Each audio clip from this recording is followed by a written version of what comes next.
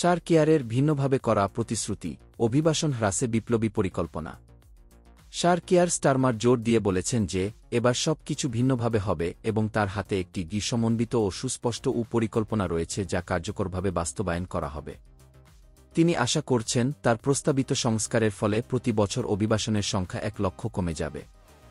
এই নতুন অভিবাসন হোয়াইট পেপারে অনেকগুলো বড় পরিবর্তন আনা হয়েছে। যুক্তরাজ্যের নাগরিকত্ব পেতে বিদেশিদের এখন কমপক্ষে 10 বছর বসবাস করতে হবে। যারা কঠোর পরিশ্রম করে কর প্রদান করছেন তাদের জন্য স্থায়ী বসবাসের অধিকারে অগ্রাধিকার। ইংরেজি ভাষার মানদণ্ড কঠোরতর। উচ্চশিক্ষা ডিগ্রি না থাকলে দক্ষ কর্মী ভিসা পাওয়া যাবে না। শুধু স্কিলস গ্যাপ কি দেখিয়ে আর বিদেশি সস্তা শ্রম আনা যাবে না। কেয়ার সেক্টরে বিদেশি কর্মী নিয়োগ বন্ধ।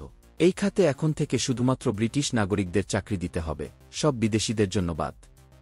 যতামূলক ডিজিটাল আইডি এবং যারা অপরাধে যুক্ত, বিশেষ করে পারিবারিক অধিকার দেখিয়ে যারা বহিষ্কার এড়াতে চেয়েছেন তাদের দেশে ফেরত পাঠানো হবে। ব্যবস্থা কতটা কার্যকর হবে সেটাই এখন সবচেয়ে বড় প্রশ্ন। এতসব উদ্যোগের মধ্যেও প্রশ্ন থেকে যায়, সার কেয়ার যেহেতু নিজের রাজনৈতিক সুনাম এই বড়সড় পরিকল্পনার সাফল্যের উপর নির্ভর করছে, তাহলে এটি আদৌ সফল হবে তো? বিশ্লেষকদের মতে আজ ঘোষিত পদক্ষেপগুলো ছাড়াও নেট মাইগ্রেশন স্বাভাবিকভাবেই হ্রাস পাওয়ার সম্ভাবনা ছিল, তাই এই নতুন ব্যবস্থাগুলো হয়তো কিছুটা বাড়তি সহায়ক হবে মাত্র। তবে ব্রিটেনের জনসাধারণের মধ্যে বিদেশি অভিবাসন নিয়ে উদ্বেগ থাকায় সরকার চাইছে দেখাতে যে এবার সত্যিই তারা কঠোর ব্যবস্থা নিচ্ছে। এখন দেখার বিষয় এই হোয়াইট পেপারের আওতায় নেওয়া পদক্ষেপগুলো বাস্তবেই কাঙ্ক্ষিত পরিবর্তন আনতে পারে কিনা।